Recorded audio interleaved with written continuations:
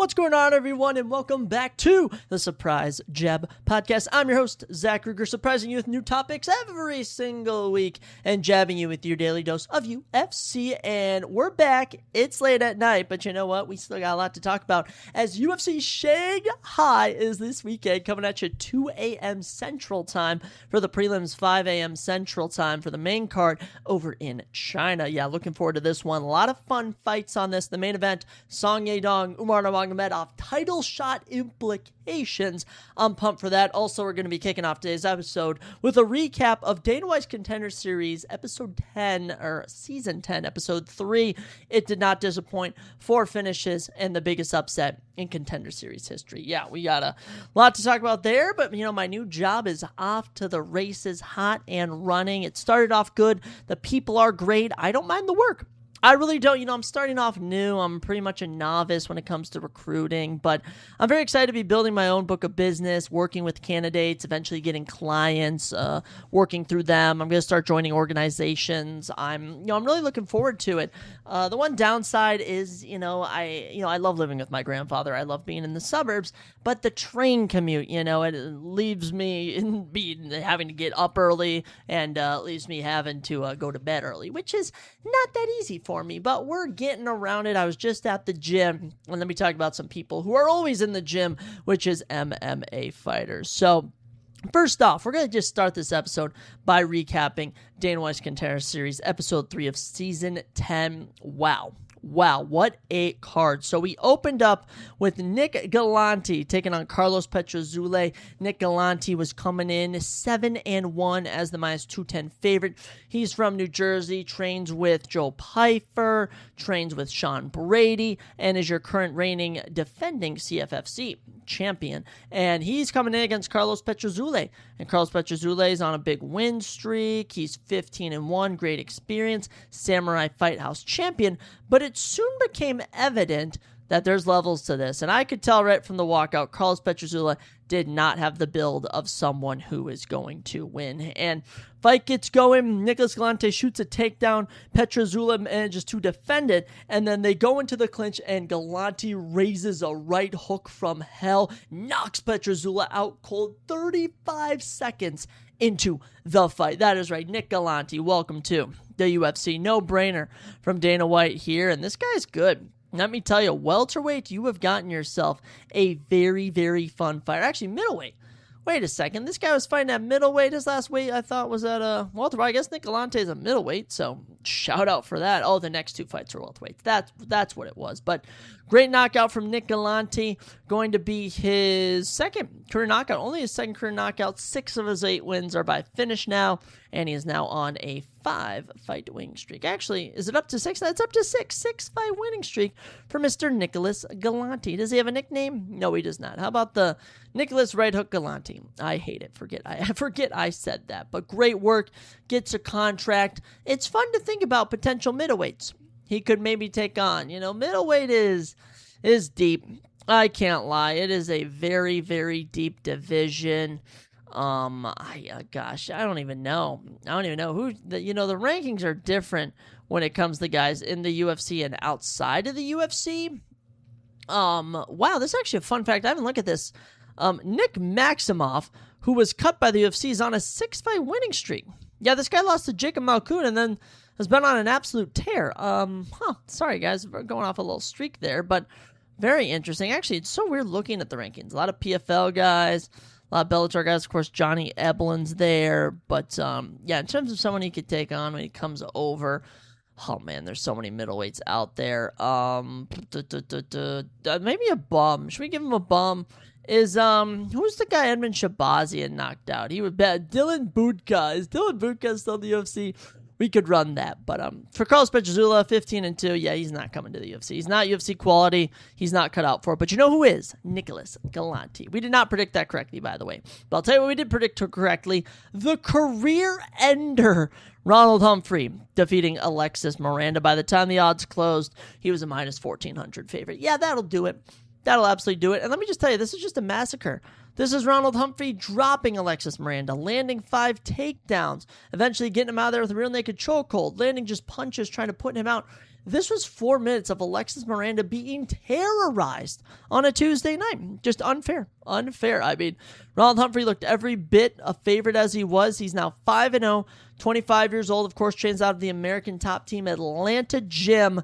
And if you add in his amateur career, he's 9-0 when he steps into a fighting cage. So great work from Ronald Humphrey, welterweight. You have a fun fighter. I cannot wait. I just cannot wait to watch this guy make his UFC debut. And, welterweight, there's a lot out there.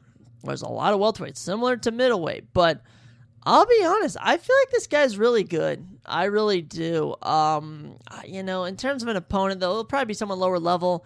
Maybe a fellow debut guy. He's not going to be one of the guys getting high-level opponents. But someone like a Santiago Ponzinibbio, I think he could really hang with. I was thinking even maybe like Daniel Rodriguez, like Ronald Humphrey. They call him the career ender. I want to see him be like Gunther in WWE, just out here retiring guys.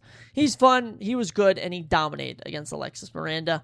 Alexis Miranda, at times I was questioning how he got this opportunity. If I'm just being honest, and I'll say the toughest thing about him is he lasted 4 minutes. That's all I'm going to say. Other than that, it was the Ronald Humphrey show. You already know he got a contract. We kept the finishes going. This one went into round 2, though, as Sean Clancy Jr. hands it to Gary Belletto. And I'll tell you why the UFC is an awful organization, because they start by, first off, walking these guys out. Obviously, Sean Clancy's the minus 1,500 favorite, and then they come in. And they're like, Gary Belletto's dad's here. He's paralyzed. He opened a gym. They opened a gym together. He's been fighting his whole life. He's doing this for his dad. And they send him out there against a 23-year-old 9-0 prospect who absolutely massacres him. Now, round 1, 25 significant strikes to 11. It was a bit closer. Round 2, Gary didn't land a single significant strike. He almost lasted 4 minutes before being brutally TKO'd. 26 significant strikes to 0. Keith Peterson finally showed mercy. But yeah, Sean Clancy fighting out of Scotland. This guy's really good. Let me tell you, 6 KOs, 3 subs, all of his finishes done in the distance, or all of his wins done in the distance. This guy is going to be a great addition to the welterweight division. And I think I want to see him fight a fellow younger welterweight.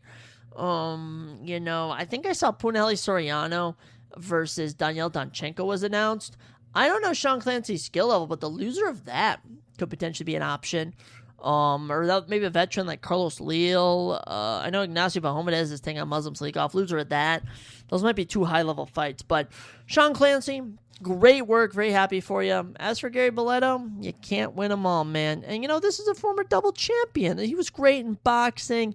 He was great in the CES, undefeated in Bare Knuckle FC. But man, the cage is a different game, and unfortunately, the plus 850 underdog does not get it done. So, Gary, wish you the best of luck, man, but yeah, I'll tell you, just not ready yet. Co-main event, heavyweight division, one of the weirdest fights you'll ever see. And let me just describe this fight to you. So, first off, Guilherme Earl coming in as a minus 170 favorite, Mario Pazan plus 140 underdog. The fight starts, and from the get-go, literally not even 4 seconds in, Mario Pazan shoots a takedown, okay? Immediately, as he shoots, it is stopped, and Guilherme Earl just locks in a guillotine choke. He just locks in a standing guillotine choke in the clinch. And they stand there for 50 seconds, and eventually he taps and almost passes out. The weirdest thing ever. It was literally was so goofy. Gary Copeland stopped it just in time, but yeah, Guilherme Earl, who ultimately lost last season to Josh Hokett, has now picked up 2 wins in 2026 and gets himself a contract to fight the UFC. I mean, even Dana White was like, I didn't see much from you, but you fought Josh Hokett last season. He was talking about how all the guys on his record were much better than Mario Pazan's. That's also something we analyzed. Shout out to us. And yeah, Guilherme Earl gets it done, improves to 8-2, and even picks up his 4th career submission. So it's nothing that he's not new to. For Mario Pazan, falls to 10-2. You're not cut out for the UFC, buddy. I'll tell you that right here and now. Maybe they bring him back next year, maybe not, but not cut out for the UFC. For Guilherme Earl, lots of heavyweights out there for him to fight. I know that we got a fight coming up between Ryan Spann and Mario Pinto. A loser of that versus Guilherme Earl has their names written all over it. Maybe a Thomas Peterson, maybe even Anthony Wint. Well, there's a lot of heavyweights out there. Actually, low-key, Low-key, Steven Asplund could be fun. Steven Asplund versus Calmiro. I could get behind that. All right, but let's talk about the big one, the main event, the biggest upset in Dana White's Contender Series history, as Bella Mir, the daughter of Frank Mir, stepped in and closed at a minus 6,000 favorite. Alex Apodaca was in the plus 1,400, plus 1,500 range. Massive, massive difference here. And Alex Apodaca gets the unanimous decision win. Now, round one, Bella Mir won. Landed a takedown. It was close, but she won that round. Round two, her takedown was stopped. Alex outstruck her 23-17. You're starting to see the tide change. Round three, Bella Mir got 2.5 minutes of control time in round three. That's from just hugging around the cage as her takedowns are stopped. Alex outstrikes her 9-3 significantly. Going back and watching this fight, it's not going to be the most entertaining fight. The most entertaining thing about this was watching it live. First off, these two women did go to war. Want to give them props, is watching Bella Mir, who's supposed to go in and finish her in the first 2 minutes, get stopped, and lose a decision. Now, I will say, Bella Mir's only 23. She's just not ready. Okay, Alex is 32, much more experience, but great win. 4 straight wins for the girl that trains out of Factory X Muay Thai. Mind you, she's been fighting for over 5 years now. And yeah, 4th straight win in MMA. Very happy for her. Very, very happy. And she'll be joining the women's bantamweight division, who is in desperate need of entertainment, of fun. Give her Daria Zlinikova, for goodness sake. Give her Carol Rosa. I don't care. Okay, get her into the octagon as soon as you can. She's so much fun. As for Bella Mir, look, she could go out on the independency in the next 3 years and still be 26, okay? She's got so much time. I still see so much potential in her. And the one thing that Michael Bisping said is that Bella Mir has just not been into deep waters, and Alex Apodaca has. And when we got into deep waters, it's not like Bella Mir faded, but she just didn't know what to do. So Alex gets a contract, make it 5 for 5 on winners getting contracts. Dana White's Contender Series, Season 10, Episode 3, a absolute success. So lots of fun there.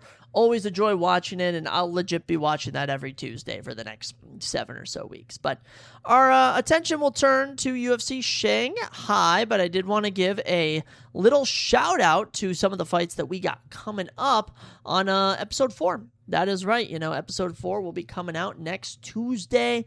Looking right now, the final fight's going to be between Adam Darby and Patrick Riviera. 7-1 Adam Darby from Ireland. Patrick Riviera's 13-4 from the U.S. Brandon Holmes taking on Modestino Rodriguez in the middleweight division.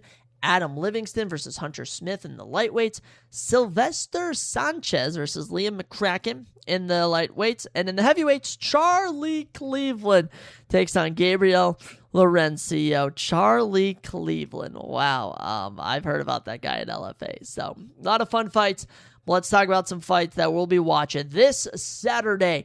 UFC Shanghai. 13 fights as of Wednesday night. I believe it's all but set in stone. We'll see when the weigh-ins take place. But yes, I'm very excited for this. Let's discuss them. Let's predict them. Kicking us off, welterweight division, as Deng Ming is back to take on Cam Nelson. Minus 110 for both men, as even as it gets. Deng Ming is 35-10. Cam Nelson is 7-1. 31-28. Deng Ming's going to be older. Both men naturally fight at welterweight. In terms of the height, we don't know Cam Nelson's height or reach. That is literally not noted on UFC stats or Tapology. We have 2 of the only credible sites, and there's no news for that. I find that hilarious. But we'll start with Deng Ming. Deng Ming's coming in from Shangji, China. Trains out of Dakin Martial Arts. Of his 35 wins, 30 finishes. I love it, Deng Ming. 28 knockouts and 2 subs. Of his 10 losses, though, he has been finished 6 times. Very notable. The man has gone 1-1 in one championship, 0-1 on the Contender Series, and 0-1 in the UFC. His last win was in Uriah Faber's A1 Combat League in October, where he won his welterweight championship. Now, as for Deng Ming, he fought on Season 8 of the Contender Series 2 years ago, lost the decision to Rami Hamed, who, by the way, never ended up making it to the UFC. That's all you need to know about that. Deng Ming would step in earlier this year for UFC Fight Night Song versus Figueiredo in Macau, and would drop a close split decision to Jose Souza. Ultimately, it would come down to the final round, and Deng Ming did not win that. So Deng Ming's back. He's a finisher. Ultimately, hasn't had much success in the big leagues, but we'll see how he does against the also new and debuting Cam Nelson. Cam Nelson is from Canada, Prince Edward Island, and trains out of Niagara Top Team. He's on a 5-fight winning streak. Someone else who trains from that gym is Aaron Jeffrey, very good fighter out of the PFL, and Jasmine Jasudavicius, along with proper Mike Mallet. So, a lot of good fighters there. 2 knockouts and 3 subs give him 5 of 7 wins by finish, and he is on, like I said, a 5-fight winning streak. Recently won the FLA Welterweight Championship. That's the Fight League Atlantic. His opponent's records have been all over the place. Not really the most notable, I'll say. And, he might be good. He might not be good. We're going to just have to see when he debuts. But I'll tell you, I love Deng Ming. I hope Deng Ming doesn't lose. The odds are close. I do think he gets a knockout over Cam Nelson here. This feels like a step down from the Jose Souza fight. And I do like that he is, more experienced. So Deng Ming over Cam Nelson. But we'll see what happens. Next up, women's strawweight division as Zhang the Panda Jingnan takes on Julia Psycho Polastri. And Zhang Jingnan is the plus 155 underdog against the minus 200 favorite, Julia Polastri. 38-28, Zhang Jingnan is 10 years Julia's senior. Both naturally fight in the strawweight division. 2 inches in height for Zhang Jingnan. They both have a 63-inch reach. For Zhang Jingnan, she's going to be the hometown lady. Born in Shandong, China, she now fights out of Bali, Indonesia. She's got a boxing style and over 19 wins, 10 KOs, and 1 sub. Sadly, she is ranked as the 40 of 42 women's strawweights in the UFC. I find that hilarious. She did lose her debut to Angela Hill in Macau back in May. Just looked out of place. I'll be honest. Looked a bit green. Now, ironically enough, she's kind of the one fighting league GOAT for women's MMA. Absolutely insane in one. Went 10-1 with just crazy 7 title defenses. No idea what to even make of that. I'm very perplexed by that. Her only loss was to Angela Lee, who I believe was up a weight class. So I don't know how one championship works, but very fascinating. She's fought a lot of tough competitors, and I'm excited to see Zhang Jingnan back in action. Her opponent, Julia Polastri, has had a couple fights in the UFC over the last, 2 years or so. She's from Rio de Janeiro, Brazil, trains out of CWB Fighter out there in Rio. Ultimately, the most notable fighter from that gym. 5 KOs, 3 subs, give her 8 of her 14 wins by finish. In terms of success in the UFC, not too much. She's gone 2-3. Last win was in October over Karolina Kowalski. Went 1-1 in the Contender Series. Last fight was in April on an Apex card, lost to Talita Alencar. So, Julia Polastri, don't really know why she's the favorite here, which is very concerning, but I am going to pick Zhang Jingnan as the plus 155 underdog. I think skill-wise, losing to Angela Hill and losing to Julia Polastri would tell me 2 very different things. So, for Angela Hill, ultimate gatekeeper, legend, she has more experience than Zhang Jingnan, which is tough to do, and I just think she's better. I really do. So, we're going to go with Zhang Jingnan over Julia Polastri. Plus, she's 19-3. Very good record. We'll see what plays off, though. Clearly, there's a reason that she's the underdog. We then jump to the men's bantamweight division. We have a number of bantamweight fights on this card. First one is between Lawrence Lok-Yin Liu and Hector Santiago. Lawrence is coming in minus 300 on the odds. Plus 250 is Hector Santiago. 33-30. Hector's older. 5'7" to 5'6". Lawrence is taller. And 72-69. Lawrence does have the reach advantage. For Lawrence, he fights out of City Kickboxing, of course, in Auckland, New Zealand. Won the road to the UFC Season 4. That's right, he had 2 fights last year, and then won against Sulang Grangbo at a UFC 325. Split decision. Got done with his grappling. Good for him. He's gotten 5 straight wins. Half of his wins are by knockout. Last loss was 2022. He's been doing pretty good. He has. Last year went 2-0. I'll say of his 5-fight winning streak, only 2 finishes, which isn't the most desirable, but hey, it is what it is. Was kind of fighting some tin cans, so we'll see how he does against a game fighter, I think, in Hector Santiago. For Hector, we don't know anything about him. He's 6-1, trains out of Team Lucas Mineiro in Sao Paulo, Brazil. Same gym as Kevin Vallejos, who gets reps in there. He's a very good UFC fighter. Of his 6 wins, 5 knockouts, his one loss was by submission to Mayan Alcino in December. He picked up a decision win in March and a round 1 knockout in May, both over pretty average competition. So, yeah, I'm going to ride with Lawrence Liu here. I've seen Lawrence Liu. I feel like he's just a tough grappler to beat. We'll see if Hector's game, but Lawrence is what I've seen, and Lawrence is what I've liked. It's also my grandfather's name, who I'm going to try and see this Saturday, him and my grandmother. With that, we stick with the bantamweights here, and we go to Zhang Lao as he takes on Francesco Nuzzi. Ooh, very excited for this one. Not really, but Zhang Long is 27-11 at only, want to guess his age with that record? 28. Crazy. For Berserker, Francisco Nuzzi, he is 11-2. He's 30. 5'6", 5'8". Zhao Long's taller. Reach-wise, has 1 inch in reach. Fairly similar there. But yeah, Zhao Long's the favorite here. Zhao Long's had a couple of fights in the UFC. Been with the company now 3 years. He is from Shanghai, so shout out to the home country man. 5 KOs and 9 subs, 14 and 27 wins by finish, just a little over 50. Of his 11 losses, finished 3 times, but as of late, Zhao Long has not been good. He fought on Season 5 of the Contender Series, lost. Fought on Road to the UFC Season 2, ended up losing that. Won against Kwang Lee in November of 2024, but last year lost to Su Young Yu, and earlier this year lost a very weird fight to Cody Garbrandt. I will say, he looked good in that, but also kept getting fouls. You can't be fouling, you can't be getting penalties.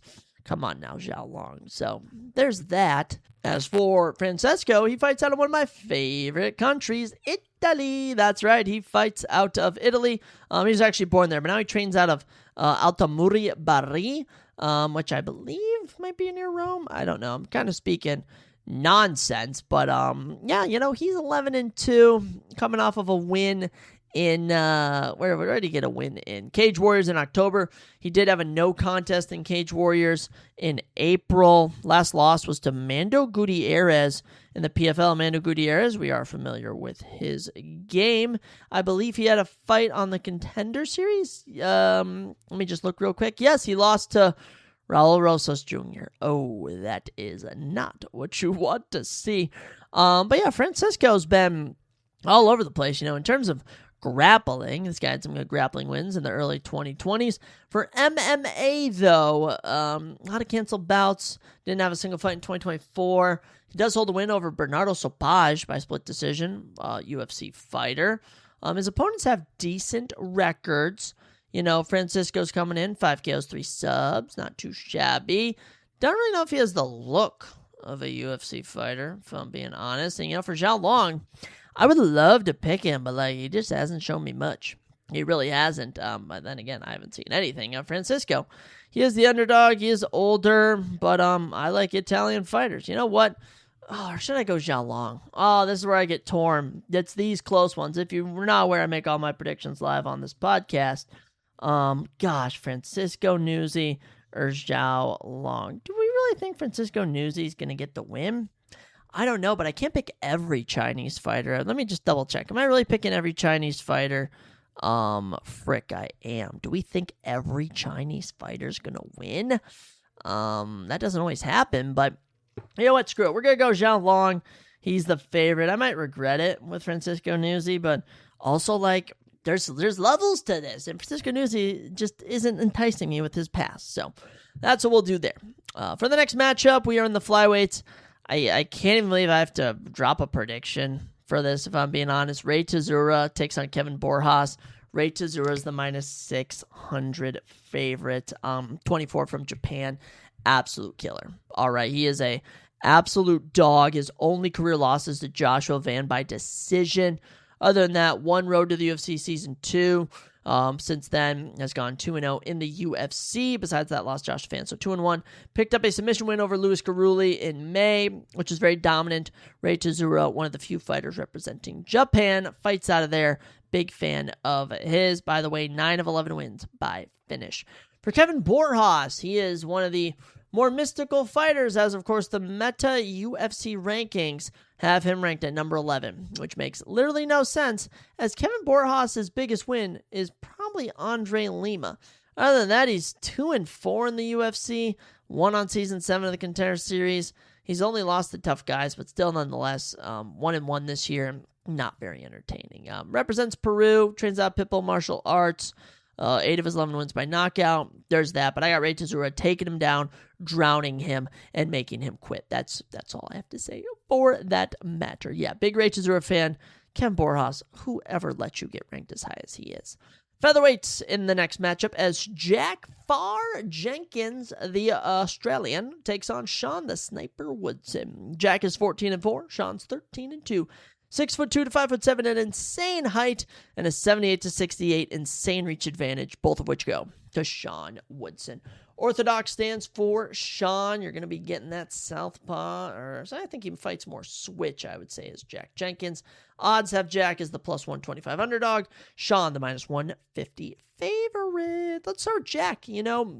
Jack Jenkins was really high on him as a prospect, and he's just run into some tough guys. He really has. Of course, trains out of Victoria, Australia. 9 of 14 wins are by finish. He's gone 4-2 in the UFC. Hasn't fought since September of last year. Did have a fight scheduled with Marwan Rahiki in May. Had to pull out of that. Through his tenure, he won on Season 6 of the Contender Series. Won his first 2 fights by decision. Ultimately got injured against Chepe Mariscal. I think he had a bad cut. Knocked out Herbert Burns. Got submitted by Gabriel Santos last year, and then did end the year with a win over Ramon Tavares. So I am high on Jack Jenkins. I do think he's a talented fighter, ultimately really good in Eternal and Rogue MMA. Those are fight leagues out in Australia. So, yeah, we'll see what he does, though, against Sean. Sean just has such a reach and height advantage, man. Representing St. Louis, Missouri. Sean hasn't fought, though, since April of 2025. Of his 13 wins, 4 knockouts, 1 subs, he's been finished in both of his losses in the UFC. He's gone 7-2 with a draw. Made his debut off of Season 3 of the Contender Series, getting a decision win, then getting submitted by Julian Erosa. Would then win his next 6 matchups, including a draw along the way. But probably the biggest win of his career was when he knocked out Fernando Padilla and beat Alex Caceres back-to-back. Actually, 2024, he went 3-0. Probably his best year. But last year was taking on Dan Ige, schooled him 2-0, and then got knocked out in the opening minute of round number 3. So Sean's back. Sean's hungry. This is the weird fight to predict. It really is. Jack Jenkins is known for his leg kicks, if I'm being honest. Sean Woodson's known for his length. I think these guys could hang with some of the top 15 featherweights, but we're going to have to see. I'm going to go Sean Woodson.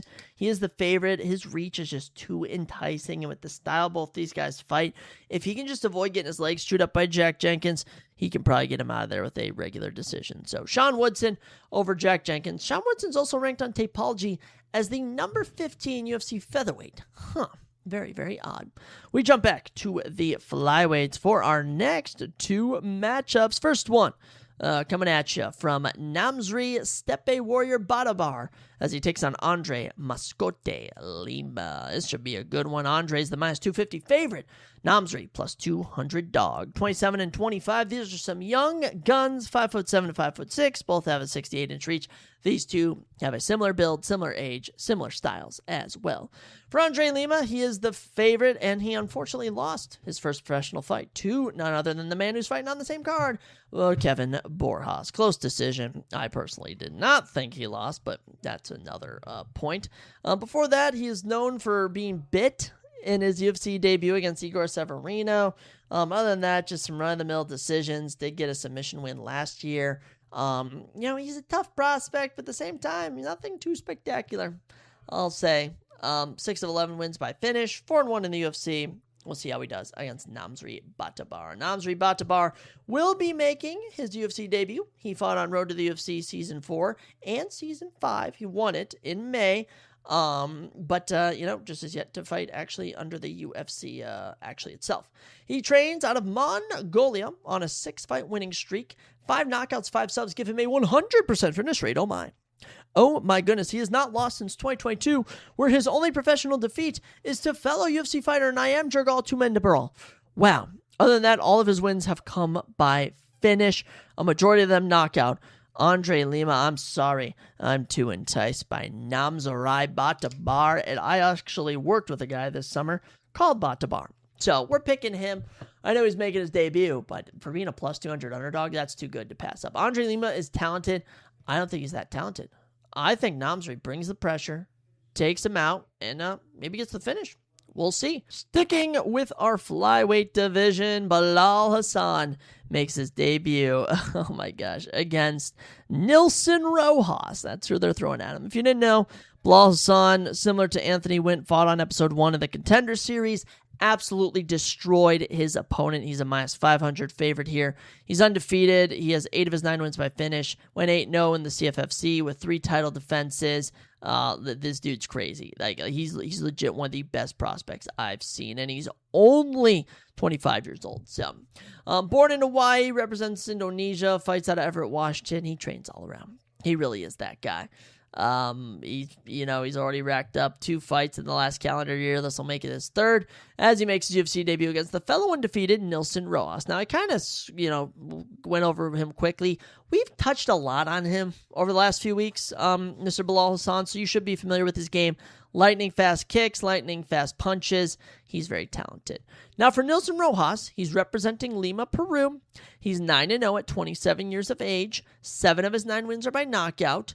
Last win was in July, where he got a decision win. Other than that, independent scene, just been all over the place. Yeah, this is set up for Belal Hassan to murder him, obviously. First of all, I should be careful with my verbiage. I mean beat him. I don't mean actually verbally murder. I mean verbally murder him, not actually murder him. But yeah, Belal Hassan round 1 knockout. It's set in stone. We just watched Anthony Wint do it to Terrence Wheatman, whatever his name was. It's about to happen again. So Belal Hassan over Nilson Rojas. Pretty easy predictions for me. Now, I will say, that would be a big upset. That'd probably be the biggest upset up to this point if that were to occur. So we'll have to see. We're going to have to wait and see. But let's go to our light heavyweights for our next matchup. Very interesting one here. It was supposed to be Junior Tafa versus Lucy. Instead, Levi Rodriguez Jr. is stepping in on short notice to take on the debuting Oriental Dragon, Lucy, who's only 3-1. In MMA, Levi's 5-1 in MMA. I should throw that out there as well. So both young guns in the MMA world. Su Lee is 29, a minus 185 favorite. For Levi, he's the plus 160 underdog. He's also 29. 6'5" to 6 foot tall man is Lu C. 77 to 76. The reach, only 1 inch for Lu C. Now, we'll start with Levi. Levi we're familiar with. Okay, Levi Rodriguez is very mid, very average. Fights out of Brazil. All of his wins are by knockout, but he's fought twice under UFC banners, Season 9 of the Contender Series, and actually got a knockout, and it was ruled to a no contest due to him popping for meds or something, and then got TKO'd by Felipe Franco in July in Oklahoma City. Yeah, Felipe Franco, I would not say is the best fighter in the world. So Levi Rodriguez has not won since September in the LFA. Very mid. Now, for Lucy has been waiting to make his debut in the MMA world for a while now.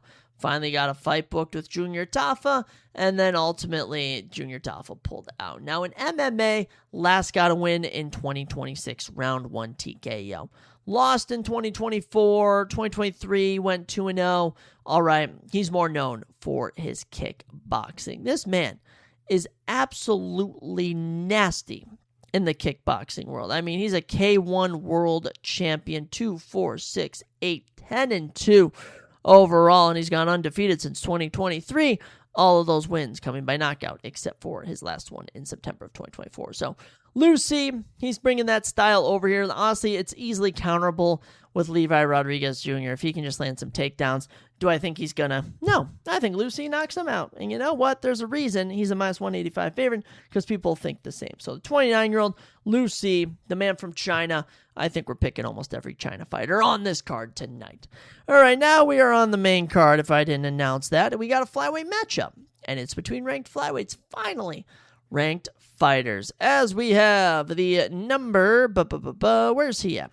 Where is he at? Number 11th ranked Alex Perez taking on the Well, I guess in meta he's not ranked, but in the in meta he is ranked. Sumadarji's 13. In the regular rankings he is not. But Sumadarji, the Tibetian Eagle, is back to take on Alex Perez. Alex is an underdog at plus 165. Sumadarji is the minus 210 favorite. Now, this is a rematch. If you were not aware, these two actually threw down in May at the last China card. And Sumadarji was running through Alex Perez, beat him in round 1, almost knocked him out in round 2. And then hit him with a low blow, and Alex Perez couldn't continue, and the fight was ruled a no contest. But you know what? I'm confident that we're going to get back to action here. Height-wise, reach-wise, all goes to Sumadarji. He's the favorite. The man represents Sichuan, China, does train out of Sacramento, California when he's in the States. Of his 19 wins, 14 of them by finish, 13 KOs. And yeah, on a 3-fight winning streak, besides the Alex Perez no contest, last few losses, Charles Johnson, Tim Elliott, Matt Chanel, those were all over 2 and 4 years ago. So there's that. For Alex Perez, like I said, 34 now. He's from Cali.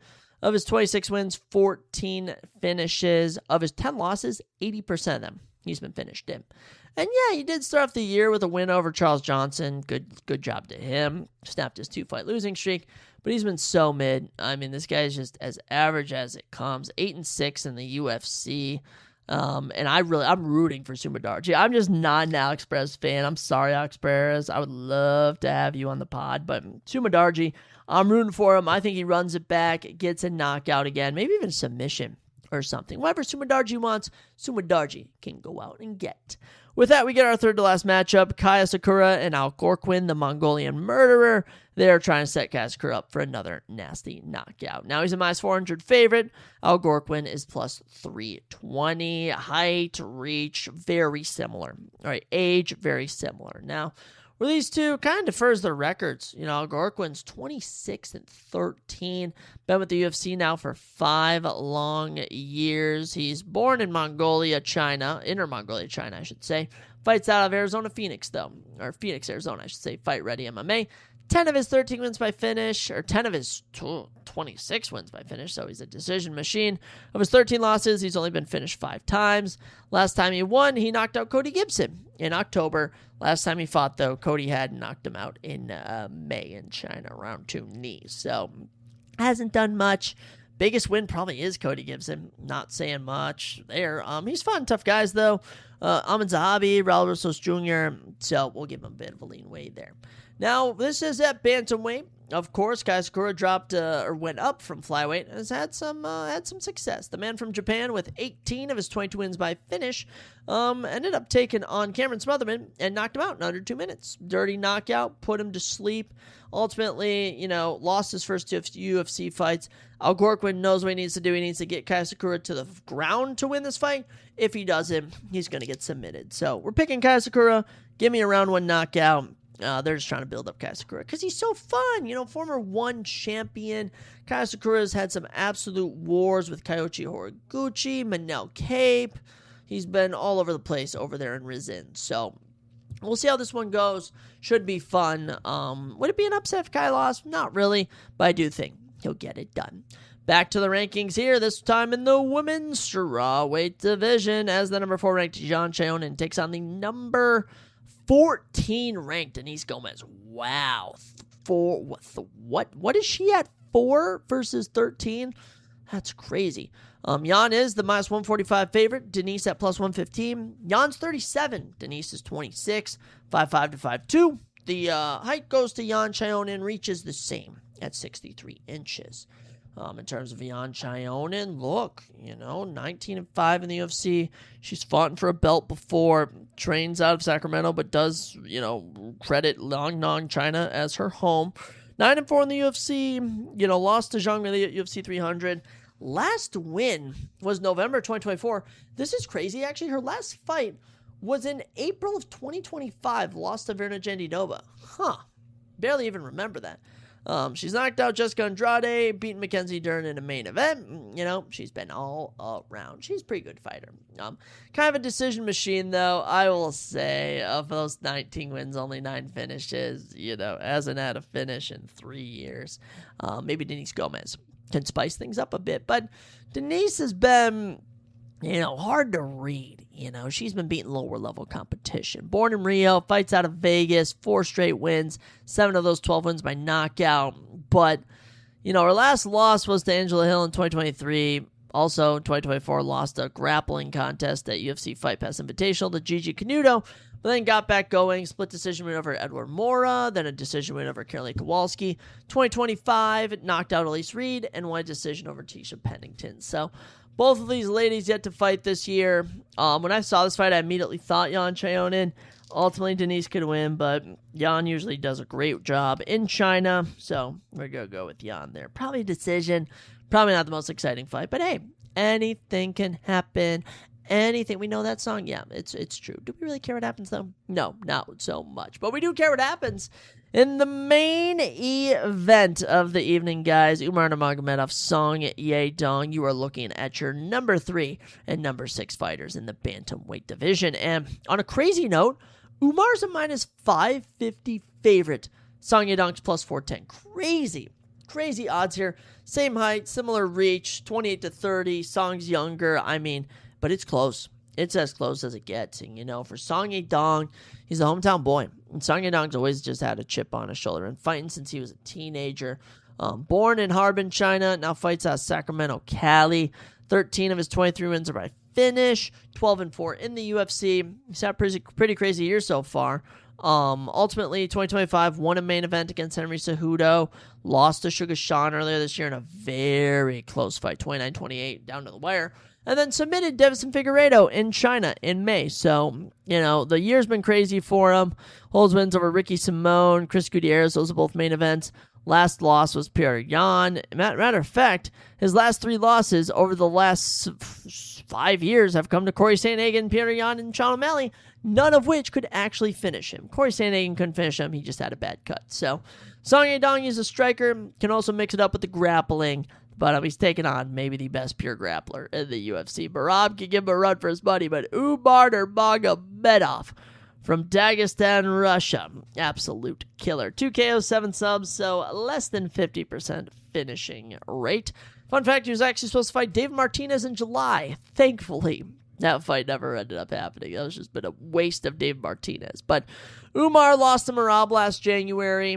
Close fight, my favorite title fight of the year, personally, in 2025. Then would come back end of the year, defeat Mario Bautista in an entertaining fight. I think just kind of dog-walked Figueiredo in January. It wasn't even close. Barely tried to finish him, in my opinion. Kind of boring. But Umar's a dog. He really is. When your only loss is a 5-round close decision to Merab, it speaks a lot to your levels here. I would love to see something entertaining, but with Umar, you know what to expect. You really do. I think his grappling gets it done. I'm not necessarily rooting for either one of these guys. I like both of them. So I'll more so just I think if Song wins, it'd be more memorable. I'd be more happy. But just being strategic, I'm probably going to go Umar. Umar just has the better grappling. Umar just pushes the pace more. He's kind of got that momentum, man. 2 straight wins, a third would put him right in the title shot category. And as for Song Yadong, you beat Umar, you're immediately in the title shot category. And let me just tell you, if Pierre Yan defeats Merab, we're getting Pierre Yan versus Sugar Sean. And the loser of this probably has to sit out for a while. If Merab wins, whoever wins this fight takes on Merab. So it works out perfectly in their favor. I'm excited for it. I am going to be predicting Merab Dvalishvili to be defending against Umar. So I'm going to pick Umar Nurmagomedov to win. I think we run back to that fight early 2025. So Umar Nurmagomedov over Song Yadong, our official UFC Shanghai main event predictions. So, ladies and gentlemen, that's all we got. This is a very fun card. It really is. The card's been on a roll. August has been red hot contender series. Even, PFL, your PFL Bellator cards all over the place. It's just been good stuff. So, yep, that's all we got for today's episode. Thank you guys so much for listening. It's been hectic. I did not want to record today. I was just like, oh my gosh, a long day at work. But it's not. It's really not that bad. Just got to tough it out.